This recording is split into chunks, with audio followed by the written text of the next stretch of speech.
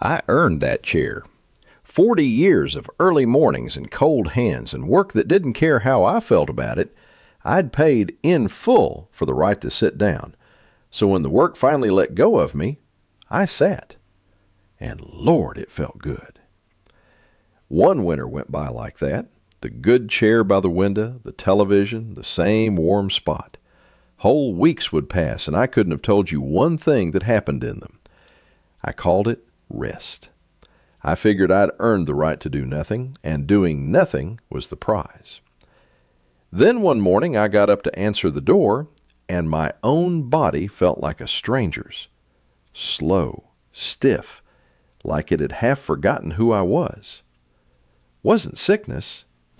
Nothing a doctor ever named. It was surrender. And nobody had warned me the reward could be the very thing that takes you. So sit with me a few minutes, but don't get too comfortable, because there's a difference between rest and surrender, and not knowing it near cost me everything I had left. Let me start with why that chair is so hard to get out of. It isn't laziness. Don't let anybody tell you it's laziness. Your whole life, somebody sold you the same story about the finish line. Work hard now. Put your head down. Carry the load. Don't stop. And someday, at the end of it, you finally get to stop. Stopping was the prize. The gold watch, the last day, the empty calendar. That was the whole point of all that carrying. So when the day comes, you do exactly what you were promised you'd get to do. You stop. And here's the trouble. Your body was your tool all those years. It lifted, it walked, it showed up whether you wanted to or not. And a man figures when the working's done, he gets to set the tool down, hang it on the wall like an old shovel, and let it be. But you are not the shovel. You are not a tool a man gets to retire. You are the one thing that only keeps working as long as you keep using it. Now here's the part I got wrong, and I want to lay it out plain. Rest and surrender look like the same thing from the outside. Both of them are just a man sitting down. But they are not the same thing, and the difference is the whole ball game. Rest is a comma. You stop because you mean to start again. You're catching your breath in the middle of the sentence. Surrender is a period. You stop because somewhere down deep you've decided the sentence is over. And your body can't read your mind. It reads your habits. It can't tell I'm tired today from I'm done for good. It only knows what you keep doing. Keep moving, and it takes that as, this life is still going. Stay ready. Go still, and it takes that as instructions too. This one's finished. Start closing it down. The body takes you at your word. A gate that swings every day stays easy on its hinges for 30 years. The gate nobody opens is the one that rusts shut. Not because it got old, but because it quit moving. Same iron, different ending. And it's the same shape I've talked about before. With money, with the hard men. The trap is always two lines crossing.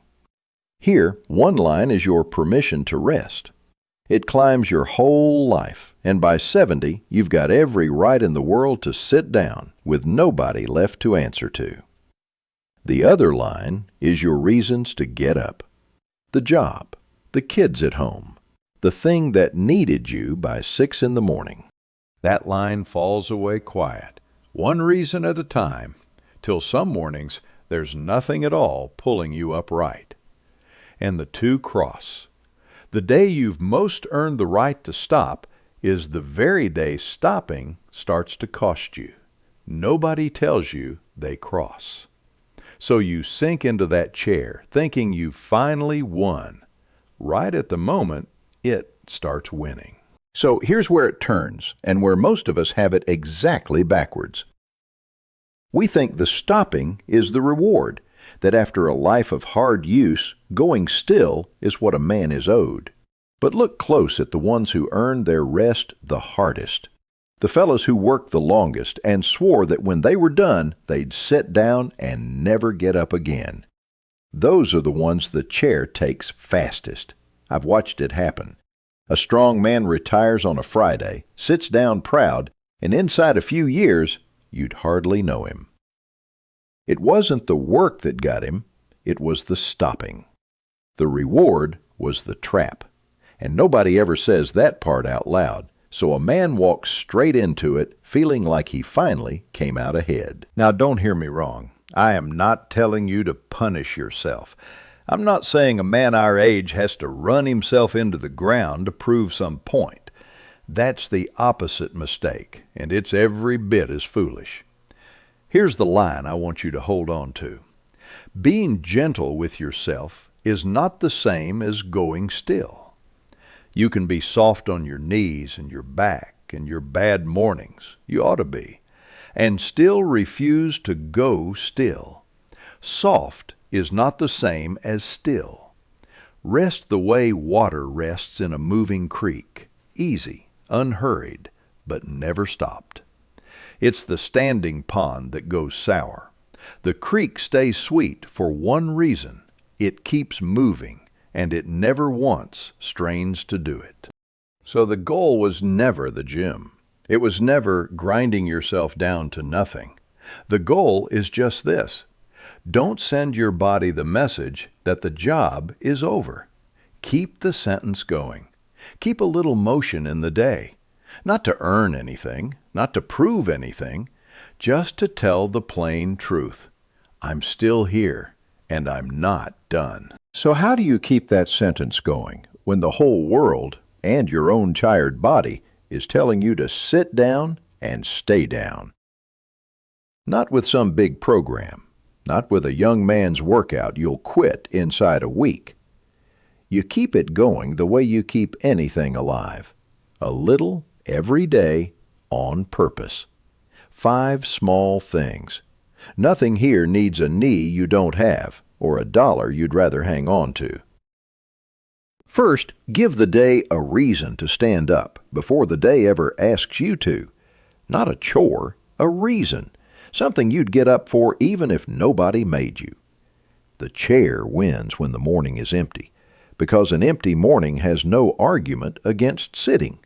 So hand every morning one thing worth rising for, and hand it that reason the night before. A man with a reason to get up doesn't have to fight himself to do it. Second, keep one thing alive that needs you every single day. A garden that'll dry up without you. A dog that's got to be walked whether you feel like it or not. A workbench with a job on it that's only half done. Something that doesn't care about your excuses. Something that quietly goes to ruin if you don't show up for it. A man will stay still for his own sake and call it rest, but he'll get up for something that's depending on him. So make good and sure something is. Third, move toward people, not just around the house. Any motion beats stillness, but the best motion has somebody waiting at the end of it. Walk over to the neighbors instead of phoning. Be the one who goes to them. Put yourself where you've got to stand up, get dressed, and cross some distance to a face. Because stillness and loneliness feed each other. The less you move, the smaller your world gets. And the smaller your world gets, the less reason there is to move. Motion toward people breaks both at once. Fourth, trade the recliner for the porch.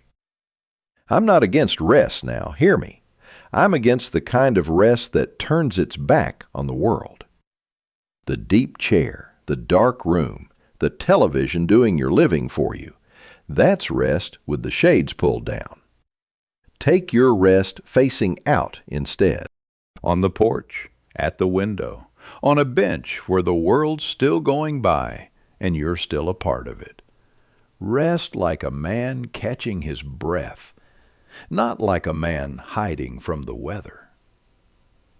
And fifth, the big one, never sit down on a bad day. The day you least want to get up is the exact day it matters most, because that's the day surrender comes dressed up as good sense. I'll rest today. I'm just not feeling it. That right there. That's the day the chair's been waiting on. I'm not talking about real pain. You tend to real pain. I'm talking about the low, gray, don't feel like it mornings. Those are the ones you cannot let make the decision for you. Get up on the bad day, even a little, even poorly. That's the whole war right there. And most days, it's won or lost before noon. So let me leave you with this. A man spends his whole life believing the reward waiting at the end is the right to do nothing. And it's the sweetest sounding lie there is. Because you did earn a rest. You surely did. But rest was never meant to be the finish line. Rest is the comma. The day you turn it into a period, your body hears you, and it starts to agree. I still catch myself reaching for that chair. Some mornings the gray gets in, and doing nothing sounds like heaven. But I get up now. Not to prove I'm young, I'm not. Just to tell the truth one more day. I'm still here, and I'm not done. It's a small thing. It's also everything. So down in the comments, tell me, what's the one thing that still gets you up in the morning? Somebody reading this needs to borrow a reason today. Give them yours. I'll leave a few things down below. You take care of yourself now, and get up tomorrow. I'll see you next time.